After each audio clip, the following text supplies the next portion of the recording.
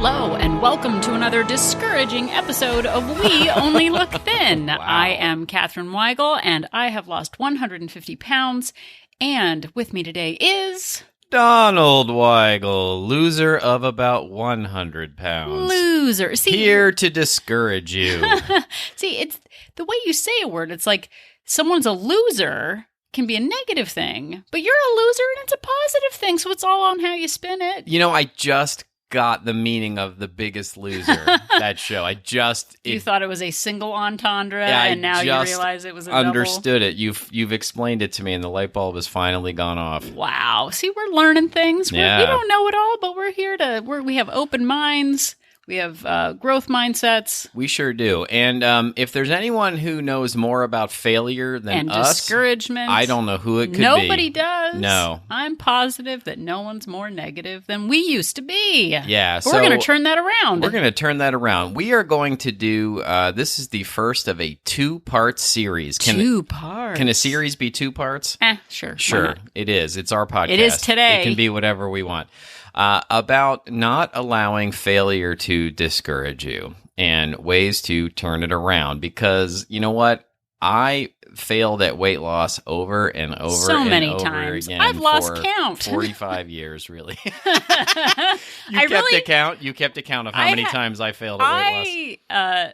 I say I did Weight Watchers 20 times. I don't actually know Yeah. that exactly, but I do have a lot of start booklets. It was actually 17. Yeah, but you're the kind of person who would be like, that was 17 times. You're exaggerating. Yeah, no, I was about to get offended by that voice and about that whole thing, but it's true. It's true. I have to accept that that's me. Yeah, no.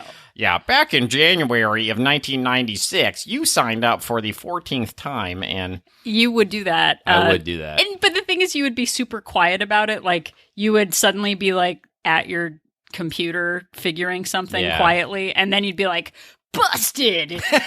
I went into the mainframe of Weight Watchers and God. found out that you joined 17 times, so you're exaggerating. You know, when you shine like a mirror, when I have to look into the mirror that is you, like it really makes me look like a terrible person. That happens all the time when we discuss something, Yeah. and then you get quiet. Yeah.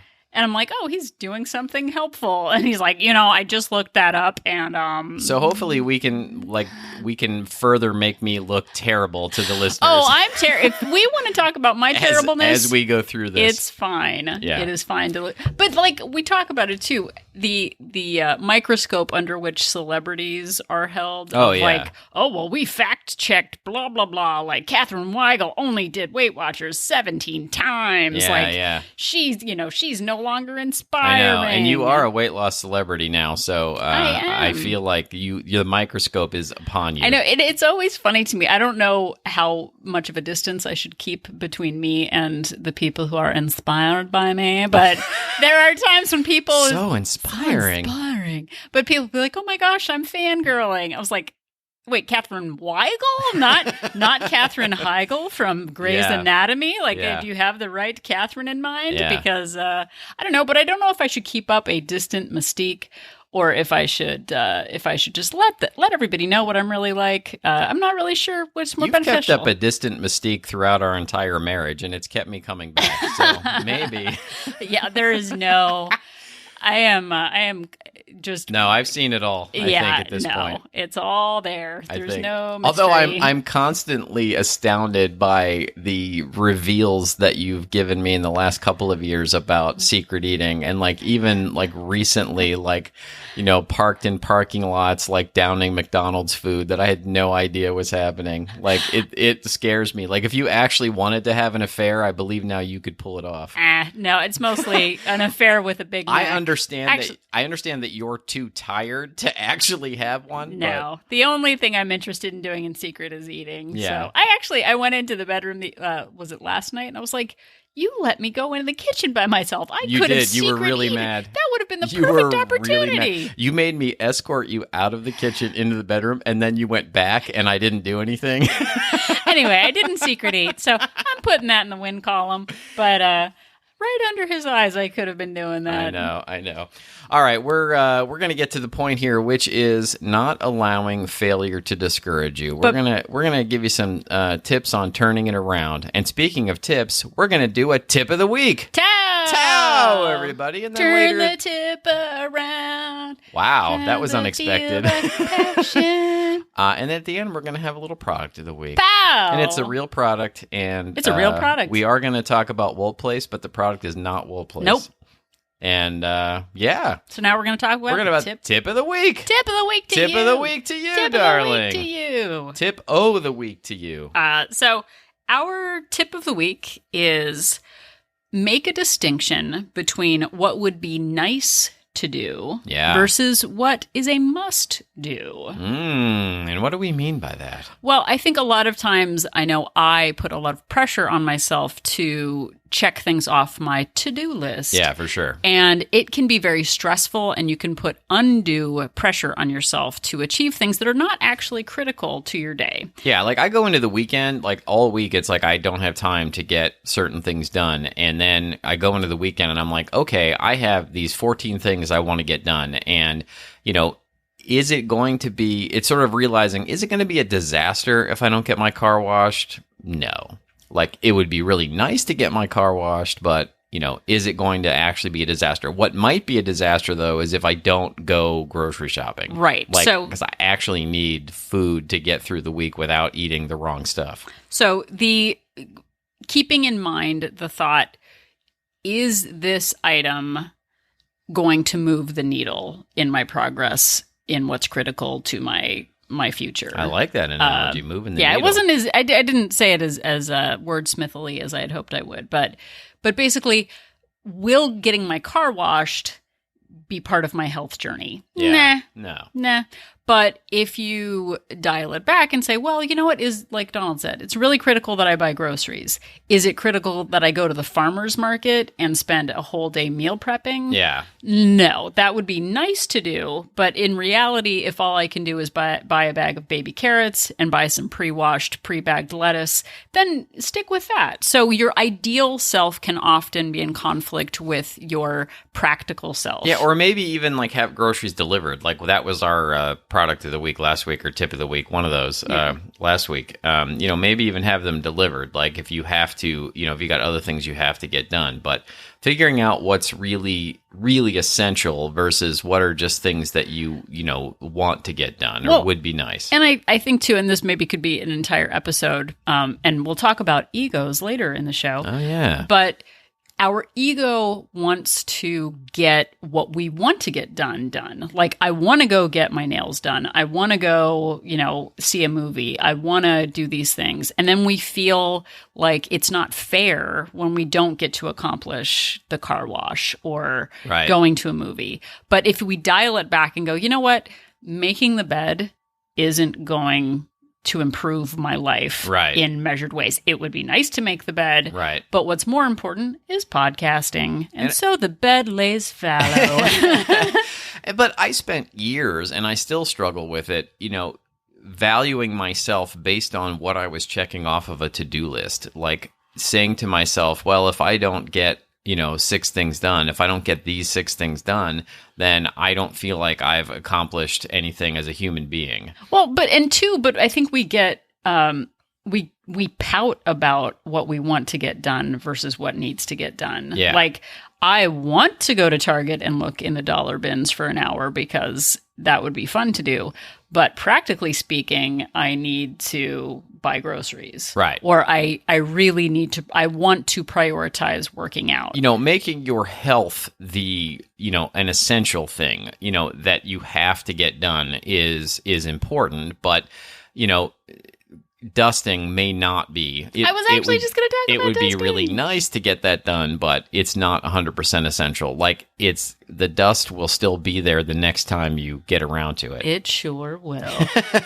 So again, really consider, is this a must do or a would be nice to do? And you know, this is another thing that's sort of occurring to me just as we're talking about it. Like, I would sometimes come up with, you know, oh, I've got to get this dusting done. And then I wouldn't get my meal prep done, or I wouldn't have healthy food in the house, and then it would be a nice excuse for me to eat junk or to get fast food. I think this might be its own episode. Yeah, maybe. Let's just it is. keep going.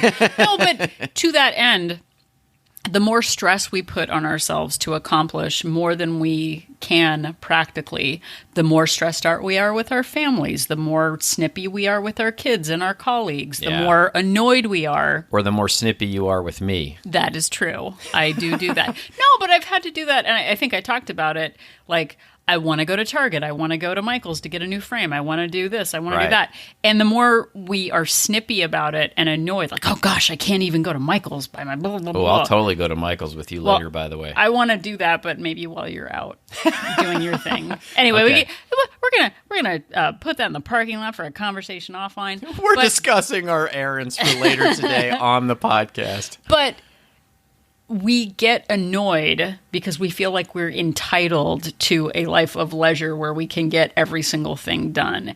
And it's not practical, and we're putting ourselves in a situation where we get annoyed. And then maybe we make stressful choices, and we make impulsive choices. Or, oh no, I've done so many things I don't have time to meal prep, so I'm just going to go to McDonald's and get one of their Mac burgers. I don't know what they call it. I love how you're pronouncing it, though. I was trying to think of what a Mac burger. A Mac burger. But we set ourselves up for failure by stressing ourselves out. Don't do it. That's the tip of the week. Tip of the week to you. Don't do it. Tip of the week to you. That's your tip of the week. Don't do it. Wait, what was our tip of the week? So now we're going to get down to being discouraged. Yeah, and I over and over again with weight loss, and we talked about it recently with coming back from vacation, I would let failure discourage me from continuing. And I think a lot of times I would use it as an excuse to go back to my ways of just eating whatever I wanted. And if I didn't see immediate results, or if I quote unquote slipped up and had a meal that I hadn't planned on, then I would allow myself to go reeling back into, madness essentially. I've had one We meal need to out. do a GIF of you like grabbing your head. Yeah, and, definitely. There's got to be a better way. I want to be a part of every GIF if I can.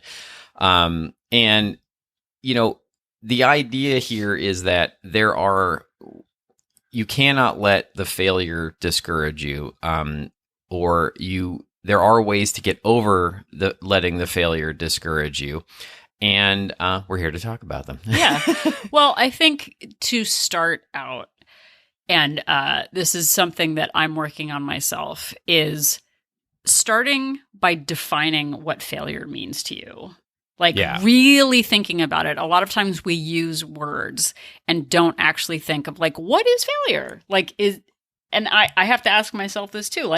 Failure is, it's obvious that I'm too dumb to get it done, or I've done too many. It's not. That hurts my heart even to hear you say that as an example. No, but we gave up for 40 years. Oh, yeah. Over and over and over again. And we saw one meal out, like Donald said, one, rise on the scale as proof that we were failures. Right. And this whole episode is just going to be about sort of reframing that, because as we've learned that, actually, you found an article. Maybe we should talk about what the article is just in general, so that people don't think we're stealing content. And, there's lots of this where there was an article on, I think it was lifehack.com by a gentleman named Ryan Clements, 12 things to do when you get discouraged. And it was one of the inspirations for this episode. And the article is not at all about weight loss, but, we make everything about weight loss. Isn't everything about weight loss? There's lots of good advice in it, and we've taken our own experience and we're adding to this and we're adding points to it, but it's sort of the basis for where we're going here. Yeah. So the first thing that we want to cover, that we're sort of paraphrasing from his article, is failure is simply feedback. It is just part of your education. It's not okay, well, it's over. Like, it's obvious that I'll never run a marathon. It's obvious that I can't lose weight. We overgeneralize a specific event and say that it is like, this is the punctuation point on our weight loss and it's over. And now we're just going to go back to old habits. We've been hearing for years and years, our whole lives, that you should learn from your mistakes and learn not to do them again. And then we get to weight loss and we just don't allow that to sink in. And I honestly believe that I would not be where I am today with my weight loss if I hadn't had all of those years of experience in what didn't work for me. And it was finally figuring out what would work for me and realizing that all of those quick fixes, all of those get thin quick schemes and all of those things that I hated doing that I couldn't sustain for the rest of my life, like, just weren't going to work for me. Like, I had to do Atkins, which is now called keto. I had to do that like 3 or 4 times, and before I realized I couldn't stay on it forever. And every one of those things, and also just taking those bits and pieces from the things that did work, like tracking all my food was something that I got from Weight Watchers, which I still use to this day. And really taking in all of those things. I could not stick to Weight Watchers, but that was a piece of it that I really use all the time. Learning from all of those things and thinking of it as a science experiment has been huge for me. Yeah. In the article, he says, if we don't get the results that we want, when we want it, we just need to take new action. We can choose to think, instead of thinking of failure as bad, as thinking of failure as an education and therefore good. When we view it in a way that we realize that failure isn't something bad or something to be avoided, it's just feedback. It's simply an education. When we think of it this way, we get rid of that discouragement. And I think, and Donald's maybe going to talk about this in the next point, but like he said, we learn every time we make a mistake. Yeah. We learn, and sometimes we have to learn from our mistakes over and over again. And we think, and we were actually talking about this in Human Life yesterday, that we think like, oh gosh, I don't do well when I have carbs in the morning. Yeah. I'm never going to do that again. And then we do it again and we go, boy, I really shouldn't have carbs in the morning. And then we get heartburn and we get tired and we we put on weight. And then we go, oh, it's obvious. I can't figure this out. Oh. Yeah, I failed yesterday. And he sure did. No. I feel like, I did something I know I shouldn't do. And I walked into it with eyes wide open. Are you talking about tater tots? We had planned on, well, that's part of it. We had planned on taking our daughter and a friend of hers to a movie yesterday, and we were going to get a meal out afterwards, pizza or something. And so I purposely ate less than I ordinarily would have earlier in the day, thinking that I would still have calories left for the meal. And it's something that I've done before, but typically what I do is I'll fill up on lower calorie foods before I go to the movie so that I'm not starving. And I didn't do that. I just didn't eat. And got to the movie theater and realized that the movie was over 2 hours long, and I was just going to be miserable if I didn't have something. And so I ended up getting like a movie nachos because there wasn't anything reasonably, calorie friendly there to eat. And so then I ate the movie nachos, and then we went out afterwards. But rather than just being discouraged by that and thinking, oh my goodness, I've learned nothing over the years, it's a nice reminder to me, and I'm actually encouraged by it now that I know moving forward not to do that again. Yeah. And I've registered it, and I'm promising myself I'm not going to do it again, and I think I've learned from it, and it's something that's going to help me in the future. And the alternative is Donald has movie nachos, and he snowballs it into gaining back 100 pounds. Because I'll never learn. Right. And that's just, not taking that in and just being like, I'm a failure. I'll never be able to do it. We're very good actors. Oh man, such good actors. So I think, and this is sort of point 2.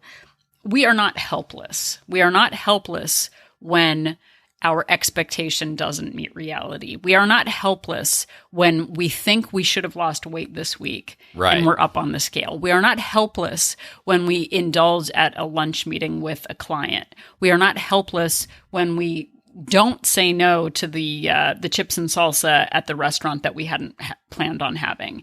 Those are not the ending epitaphs on our weight loss journey. Like, that's not how we're not going out that way. Like, that's not going to happen. Yeah, I think that we have a tendency as people to throw up our arms and say, I just can't do it. I just can't. But a lot of times what you're actually saying is, I don't want to, or I'm looking for an excuse not to. Well, and failure is a generalization. Like, it is a big generalization. Yeah. Oh, I just can't do it. Well, what can't you do? I can't lose weight. Well, that's not like, it's your habit that gets you to lose weight. So what habit aren't you willing to do? What habit aren't you willing to focus on?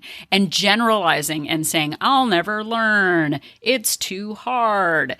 Those general terms are like this blanket over us, instead of going, okay, well, what action can you take? What did you do? Like, get down to the specifics, get down to the habits, get down to like, okay, well, you had nachos.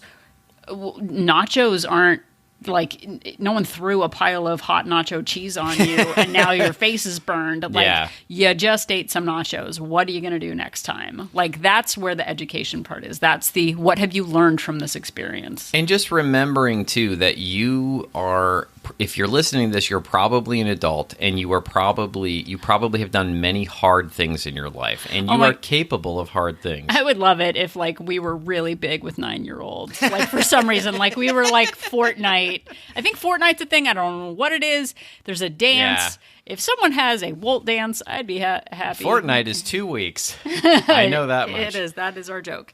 So, but you probably didn't know how to do your job when you first started doing it, and now you're very good at it. You probably didn't know how to parent your children at all when you first had them. Definitely not. And now you're very good at it. I'm so good at it. And maybe you learned to play an instrument. Maybe you learned to dance. Maybe there's a hobby that you're really good at now.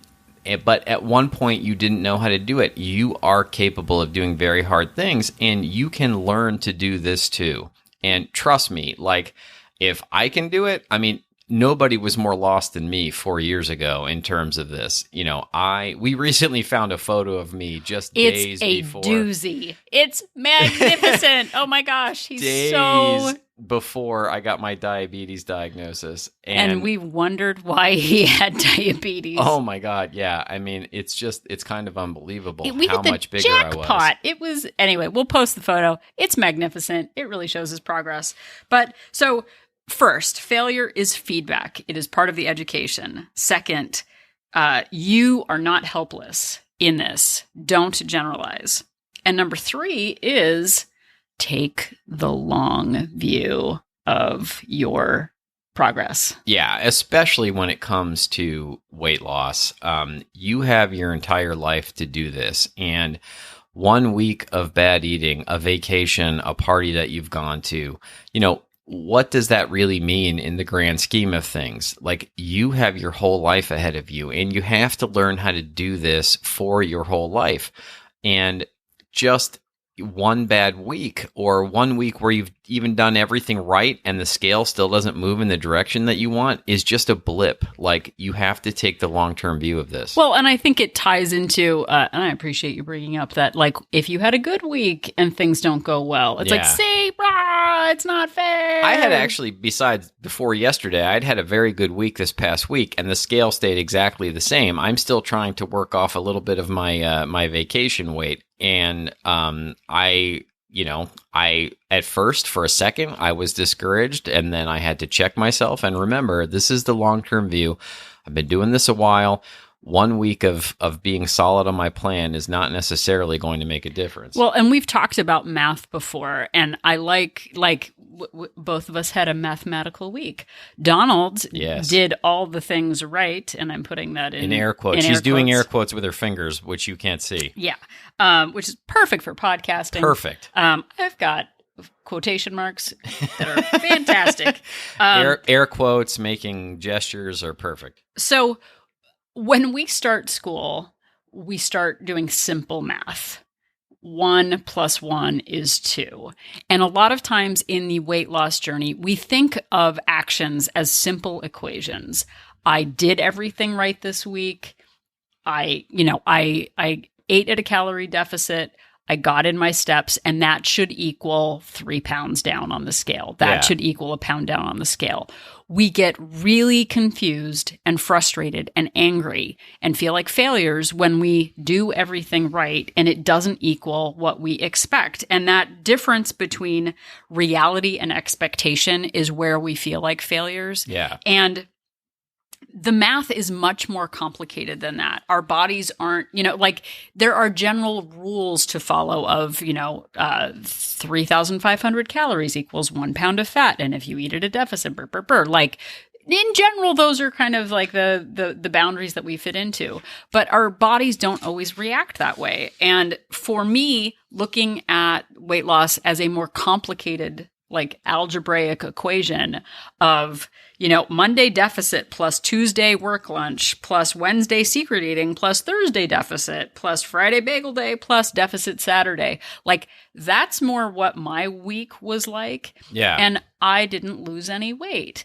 But a lot of times, going back to generalization, I had 2 great days. Like, oh my gosh. And these days should make up for secret eating Thursday and bagel Friday. And but when we don't track what we do and we don't look at the big picture of like, oh, how did my week go? How did my month go? How did my year go? And expand, we can kind of go like, oh gosh, you know what? Eating well 30% of the time doesn't get it done. So I think, taking that long view of like, okay, this is just 1 week. This is 1 week where I didn't lose any weight. What can I learn from that? What can I do next week? How can I stay the course? And to continue with the math analogy, with math, you wouldn't expect to be able to go from basic addition to subtraction to suddenly being really good at advanced calculus. Right, we're not like Goodwill Hunting, like, oh, I'm a janitor, but suddenly I can do the math. Complicated algebra, whatever it is. But for some reason with weight loss, we expect that we're just going to magically be good at it, that we should know exactly what to do from the beginning, and that we should just be experts at it from the start. And taking that long view of you have to learn basic addition and subtraction before you can move on to fractions and before you can move on to algebraic equations. Like there is a path, there is a steady buildup before you can get really good at it. And for some reason, we don't take that long-term view when it comes to weight loss, and we really should. Yeah. So number 4 is stay true to your vision and see it in your mind. A lot of times we actually forget what the end goal is. Like we think like, oh, well, I want to be a size 10, or I want to be this number on the scale. And we see that as a fixed point of like, that's what success is. And anything short of that is failure. Yeah. And it's not healthy. Like that's not what the real goal is. Think about what we want to create in our life. See it clearly. Feel like what it would feel like to actually be a healthy person who is able to walk miles. The kind of person who doesn't get heartburn after eating indulgently. Like when you start thinking about what qualities you want in your life instead of just, if I'm not this number on the scale this week, I'm a failure. Yeah, put your goals back into clear focus. Like, 1 week of being, either on or off of a plan isn't going to make that much difference. But think about what it would really feel like when you accomplish that goal and re-anchor yourself upon that feeling. Just, how great would it be to step on that scale and be the weight that you've imagined in your mind? Yeah. But like for me, I was last week off a few times. I had my time of the month. I was, getting back from vacation. there are many reasons why I maintained my weight, and it can feel discouraging. You know, it's like you want to feel that rush of success on the scale, and you tie yourself to those rushes. But for me, like just getting back to my habits for a couple of days. Yeah.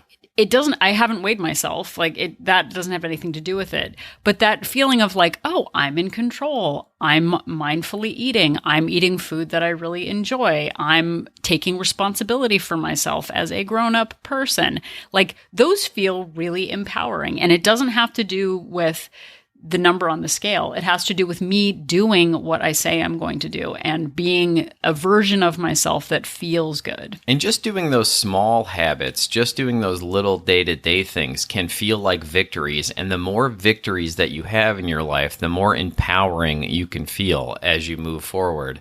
And just getting a taste of a small victory, like, you know, I'm going to take a 5-minute walk at lunch every day, and then actually doing it, like you realize, hey, I did that. Maybe I can take a 10-minute walk, or maybe I can do something else. Maybe I can prep one meal a week. And just starting small and really giving yourself a victory upon a victory, it becomes addicting to keep going with it. Yeah.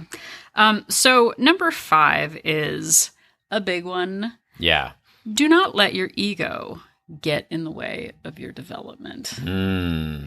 I am not a huge fan of feedback. I know Donald on many episodes is like, tell us what we're doing wrong. We want to know about it. I was like, I don't want feedback. Yeah. But we let our egos get in the way of our progress all the time. What we think we should be able to achieve.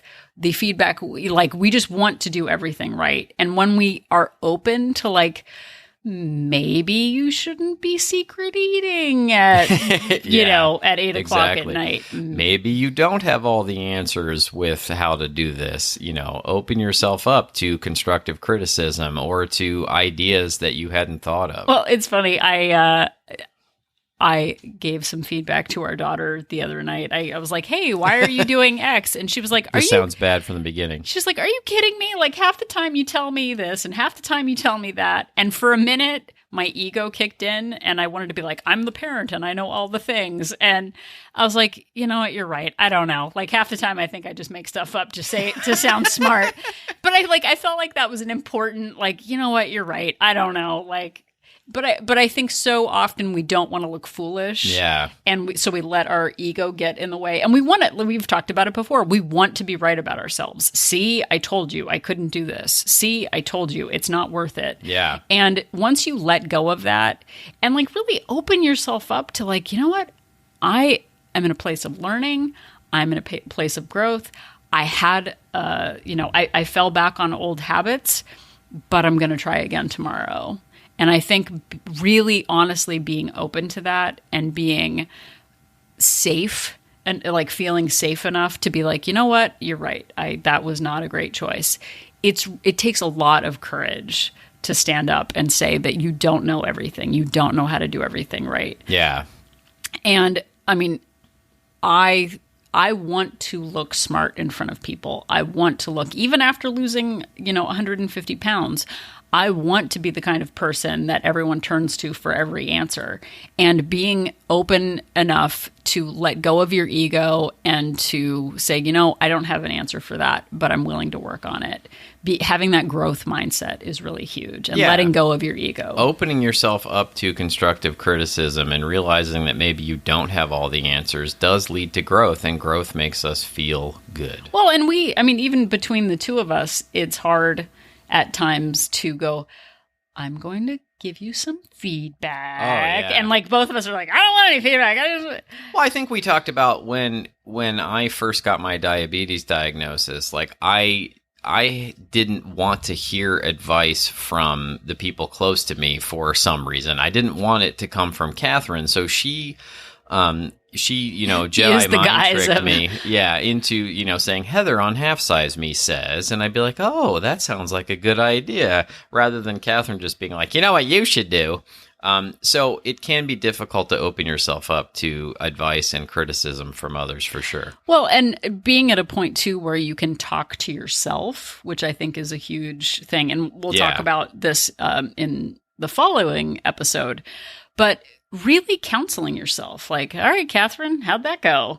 Well, Catherine, I will now tell you how that went. I set myself up for failure because Yeah. I wanted to get 50 errands done. And then that led to me magically getting takeout next to the Target, and like talking yourself through it and being like, all right, where could I have improved upon my choices today? And providing your own feedback to yourself if you feel too threatened to ask a partner or a friend for feedback, really sitting down with yourself and being honest. Like, I set myself up for failure by going out drinking last night, going to bed late, getting up, late this morning, having carbs for breakfast. Like, you often know where you're falling short. So let go of your ego, be open to changes, and again, not seeing failure as your final nail in the coffin, seeing it as part of your education and part of the process. Yeah, being honest with myself has been one of the biggest steps in being able to lose the weight and maintain the weight loss, is realizing when I was lying to myself. And so giving yourself honest feedback is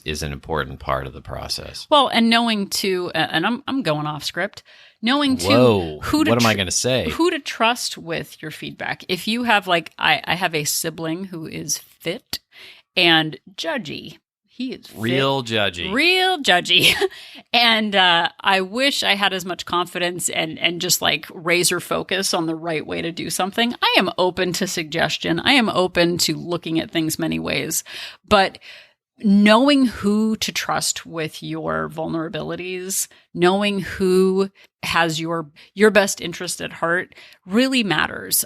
In one of the groups I'm in, someone said that they had lost a few inches, but hadn't moved any pounds on the scale. And they told their mother that. And the mother basically was like, the scale matters, and if you're not down on the scale, it's nothing. I'm paraphrasing, but it like crushed the person.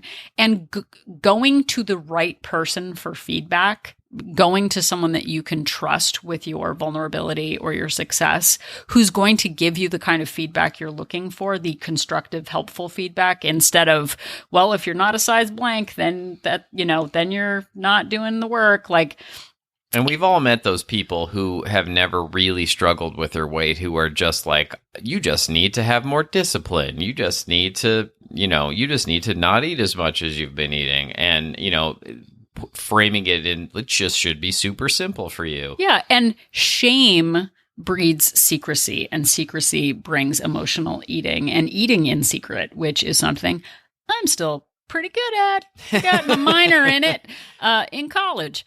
But so we're not going to, this isn't the product of the week, but August 1st, we started WOLT Place, WOLT Place. Yes. I still think it's for smooth jams, but it's also for weight loss support. We only look thin place. Yeah, yes. It's definitely not haunted. I don't like being sold things, but we have a great group of women supporting one another.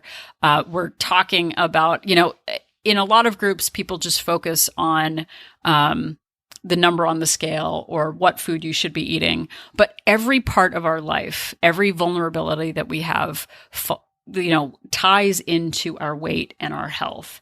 And we've just created a really wonderful space, a safe place to be honest, to be vulnerable, to share successes, ups and downs. And we're all learning from each other. Like, with so many different personalities, we're still figuring out how to support one another, because not everyone needs the same kind of support at the same time. Some people just want a place to share. Others want advice. And it's just, it's been a wonderful place, and I'm super excited, and it's going great. And we would love for you to join. There's no, just because it started August 1st doesn't mean that it's closed. So if you want to join, if you want to feel as amazing as we feel in group, come by WOLT Place. Yeah, go to our website, weonlylookthin.com, and you can, the link towards the top of the page, click on Join Our Support Group. There's more information about how to do that, and pricing, and all that good stuff. Yeah, so there's no failure there. We're all just learning from one another. So that's it. So do you feel good about what we've covered so far? Yes. You do. Excellent. So now we're going to go on to the Product of the Week. Pow, everybody. So this is a callback to my left foot. Literally my left foot. Yeah. And also, my right foot is also benefiting from this product of the week. Yes. Which, when I went to see the podiatrist about my foot issue. It's almost like getting a 2-for-1 deal. 2 feet for one. The podiatrist suggested more supportive footwear. I am 45 years old. I am a grown up, and I have realized that supportive footwear actually matters. And even though I have lost weight, I don't wear heels, I work from home, I felt like I was being responsible with my footwear, but my podiatrist suggested Oofos recovery sandals. That's OOFOS. I'm glad you spelled it, because that's not how I would have spelled it. Oofos recovery sandals. You can get them at Roadrunner Sports. You can get them on Amazon. Maybe we'll include a link in the show notes. Yeah, I'll link to it. But they are high arch support, super cushy sandals. Now, they're not going to win you any dates. No one's going to say, hey, good looking, with your good looking Oofos recovery sandals. You're a good looker, and I'm going to date you. I think you make them look good. I am lucky to already be married to someone and wearing these shoes. They're just big, flip-flops. But they have really helped with my foot situation. They're very comfortable. And they have high arch support, which is something that I need. And I honestly took my feet for granted until I had this foot injury. Yeah. And these Oofos sandals have been super helpful. I actually, last weekend, in a moment of hubris, we went out and I decided to wear some flats that were not at all supportive. And I said, I'll be fine in these for a little while. It'll be okay. We just went and saw a play. And about 20, 30 minutes in, my foot started hurting again. And I do not want that to happen. Like, if I'm the kind of person who now has to wear orthopedic footwear so that I can walk, don't mind if I do, because at a certain point in our lives, at least for me, I realized that my vanity was not as important as actually wearing the type of shoe that was going to be best for my long-term health and fitness and comfort. And so I am now the, guy who's almost 50 that wears sneakers everywhere. And that's just how it's going to be. They're not dorky sneakers, though. They pass my test. Thank you for saying they're not dorky. There are some dorky. I think I made you return one that I was like, I can't. Yeah, you did make me return one pair. But Donald has still loved me wearing these Oofos recovery sandals. Oofos, they won't get you a date, but they'll keep you on your feet. Exactly. That's their new The fine expression. people at Oofos are putting a cease and desist order on our recommendation, but they come in men's and women's. They're very comfy, and it matters. And we're going to talk about how old I am. Let's see if you still love me if I get a pair of them. I will. Okay. I will. Right. You wore, on our vacation, you wore sneakers all the time. Everyone else was wearing flip-flops. And you looked a little overdressed. Yeah. You looked overdressed. I know. I have a Going thing to about a business flip-flops. meeting. I don't like them. I know. But thanks for loving me. Thanks for loving this podcast. That was our product of the week. Pow! Product of the week. Pow, everybody. Pow! Thank you for listening. And next week's episode, we will do another further deep dive into how to not let failure discourage you. You think you got good tips on this episode. You just wait until next week. You know what? We saved all the best stuff for next week's episode. It's a cliffhanger. So if you liked this episode, you're going to love next week's episode. If you can't get enough of us, you can find us at weonlylookthin.com. You can find us on Instagram and Facebook at We Only Look Thin. And Twitter at We Only Look Thin. And if you have a question for us, you can email us to weonlylookthin@gmail.com, and we do eventually answer. Yeah, and again, if you're a lady, join us at WOLT Place. It's awesome. It's Facebook-based, and it is going like gangbusters. It sure is. Yeah, so... and we would love to have you there. We would.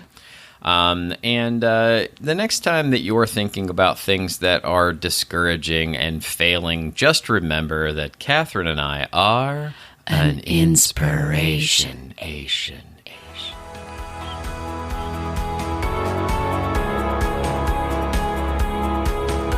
The information that you hear on this podcast is for informational purposes only. The hosts are not medical professionals. You should always consult with your doctor, nurse, or other certified health professional before beginning any diet or fitness program.